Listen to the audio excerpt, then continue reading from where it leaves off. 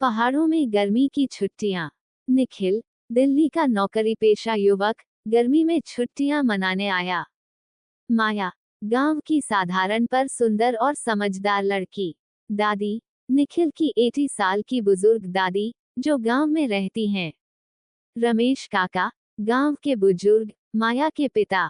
दिल्ली की तेज रफ्तार जिंदगी से थक चुका निखिल ऑफिस की खिड़की से बाहर गर्म हवा को देख रहा था। गर्मी, ट्रैफिक, इंटरनेट की रफ्तार और ऑफिस की टेंशन सबने उसे थका दिया था। उसे अचानक अपनी दादी की बात याद आई। गर्मी में पहाड़ों की हवा में बैठो बेटा, जीवन का असली स्वाद वहीं मिलेगा। और फिर निखिल ने टिकट बुक कर दिया उत्तराखंड के अपने गांव देवकुंड के लिए। बस जैसे ही पहाड़ों की ओर मुड़ी, एक ठंडी हवा ने निखिल का चेहरा छू लिया। रास्ते में चीड़ के पेड़, बहती नदियां, झरने और छोटी छोटी दुकानों की चाय की खुशबू ने उसे मंत्रमुग्ध कर दिया। गांव पहुंचते ही दादी ने गले लगाकर कहा, आ गया मेरा शहरी नाती, चल तुलसी के चौरे में बैठकर लस्सी पी। गांव में दिन की शुरुआत मुर्गे की बांग से होती थी। निखिल को पहली बार पता चला कि पानी भरने के लिए बर्फीले झरने तक जाना पड़ता है, दूध खुद निकालना पड़ता है और आम का अचार घर की छत पर धूप में पकता है। दादी के साथ वो खेतों तक गया, गायों को चारा डाला और पहली बार मिट्टी में नंगे पांव चला। उसी दौरान उसकी मुलाकात हुई माया से। रमेश काका की बेटी, घूंघट में हंसती आंखें और हाथ में तांबे की बाल्टी। एक दिन निखिल ने माया से पूछा, तुम्हें कभी शहर जाने का मन नहीं करता? माया मुस्कुराकर बोली, शहर की चकाचौंध में दिल की शांति खो जाती है। यहाँ हर सांस में पहाड़ों का सुकून है। निखिल पहली बार शब्दों से ज्यादा शांति और सादगी में सुंदरता देख रहा था। दादी ने झोली में डाले काफल, जंगली फल, भांग की चटनी, मंडुए की रोटी और गढ़वाली फानू बनाया। निखिल ने कहा, दादी, ये स्वाद तो दिल्ली के 5 सितारा होटल में भी नहीं मिलता। माया ने एक दिन उसके लिए ताजी जलेबी बनाई और आंगन में दोनों ने पेड़ों के नीचे बैठकर खाई। एक रात माया और निखिल ने गांव की छत पर तारे गिने। निखिल ने कहा, शहर में इतना खुला आसमान तो कभी देखा ही नहीं। माया बोली, यहाँ हर तारा एक कहानी कहता है, तुम चाहो तो सुन सकती हूँ।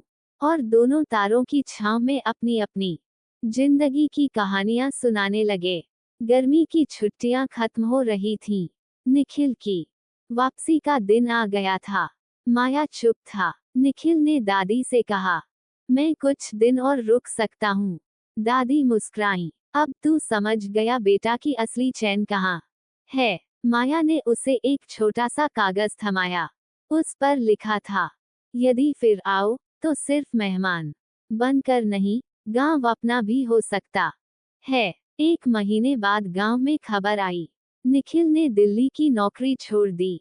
अब वह दादी के साथ गांव में एक छोटा होमस्टे चला रहा है, जहां लोग शांति की तलाश में आते हैं। माया अब उसकी जीवन साथी है और दोनों मिलकर शहर के लोगों को पहाड़ों की असली गर्मी की ठंडी छांव दिखाते हैं। गर्मी की छुट्टियां सिर्फ सैर सपाटा नहीं, आत्मा को सुकून देने वाला समय होता है। कभी कभी पहाड़ों की शांति में जिंदगी का असली अर्थ छिपा होता है। पहाड़ों में गर्मी की छुट्टियां पार्ट 2। शीर्षक, गांव में माया और निखिल का नया संसार। स्थान, उत्तराखंड का वही पहाड़ी गांव देवकुंड। पिछली कड़ी, निखिल ने दिल्ली की नौकरी छोड़कर माया से विवाह कर लिया था और गांव में ही रहकर एक होमस्टे शुरू किया।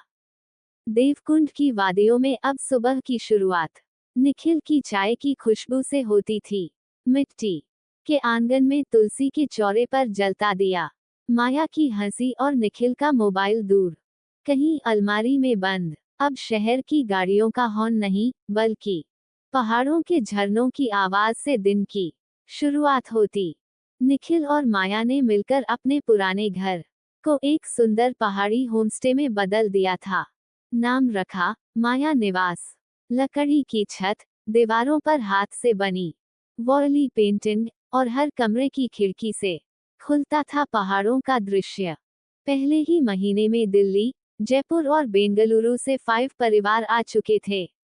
एक अतिथि बोला, भाई साहब, यहाँ तो मोबाइल नहीं चलता पर दिल जरूर जुड़ जाता है। माया सुबह भांग की चटनी, मंडुए की रोटी, सादी दाल और गुड़ की लस्सी बनाती। निखिल खुद मेहमानों को खेत दिखाता, झरने तक ले जाता और शाम को गांव की महिलाएं आकर लोकगीत गाती। एक महिला टूरिस्ट ने कहा, शहर के सारे स्पा फीके हैं, इस मिट्टी में जो सुकून है वो कहीं नहीं। माया अब सिर्फ निखिल की पत्नी नहीं रही, वो अब गांव की दीदी बन चुकी थी। उसने 10 गांव की औरतों को साथ लेकर एक महिला समिति बनाई, पहाड़न सखी समूह, जिसमें महिलाएं अचार, जड़ी बूटी, कढ़ाई वाले बैग और हाथ से बुनी ऊनी टोपी बनाकर बेचती। निखिल ने ऑनलाइन वेबसाइट बना दी। पहाड़ के उत्पाद अब शहरों में बिकने लगे। एक दिन दिल्ली से निखिल का पुराना बॉस देवकुंज घूमने आया।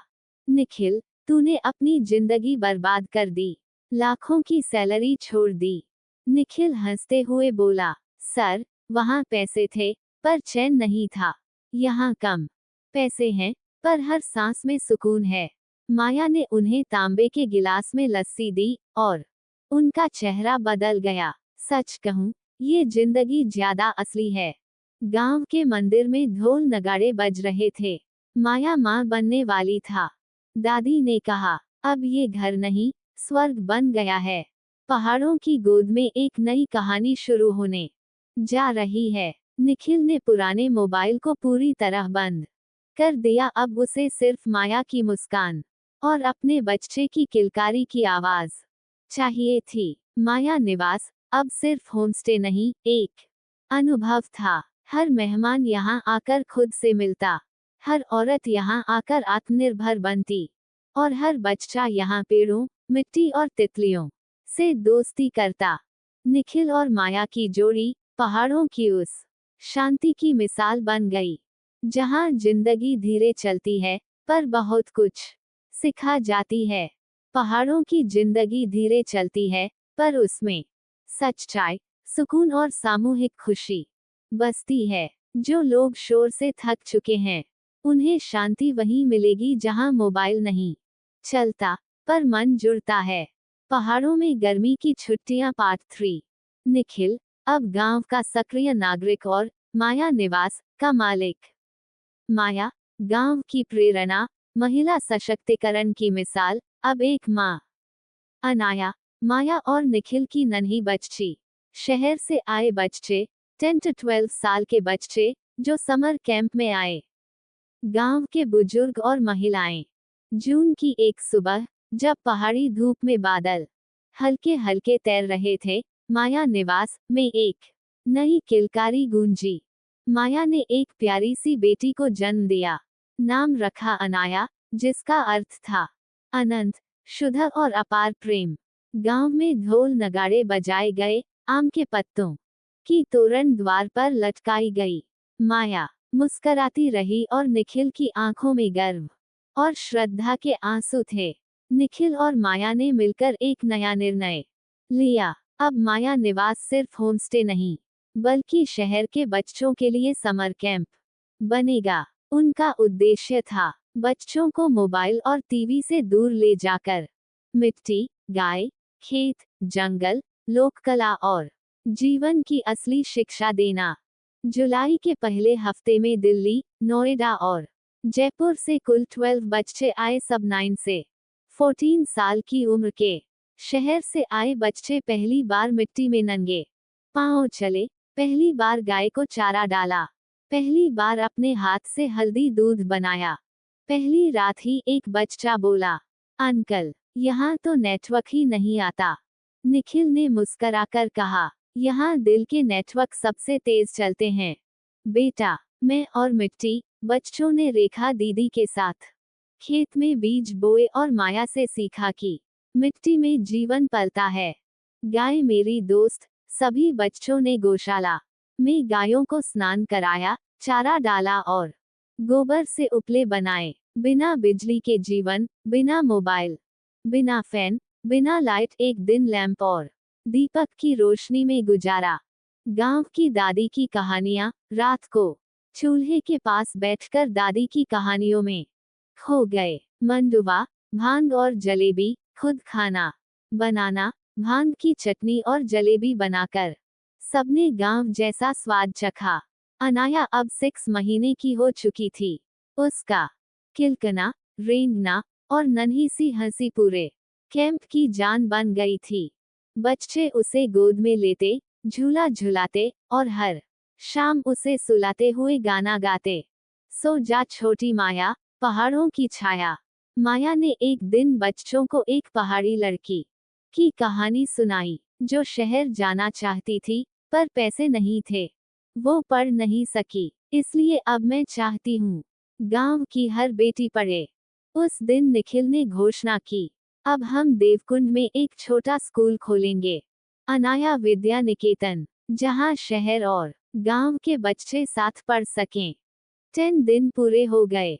अब बच्चों को लौटना था। विदा के दिन सभी बच्चों ने आंगन में हाथ से पेंट की गई दीवार पर लिखा, हम फिर आएंगे, मोबाइल नहीं, माया निवास चाहिए। एक बच्ची ने माया के गले लगकर कहा, आप मेरी असली टीचर हैं, मैम नहीं।